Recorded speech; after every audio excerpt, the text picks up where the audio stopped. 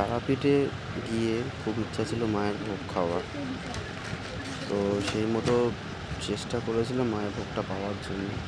যেহেতু রাত্রিবেলায় গেছিলাম, তাই তাড়াতাড়ি পুজো দেওয়ার পর ঘুমিয়ে পড়েছিলাম।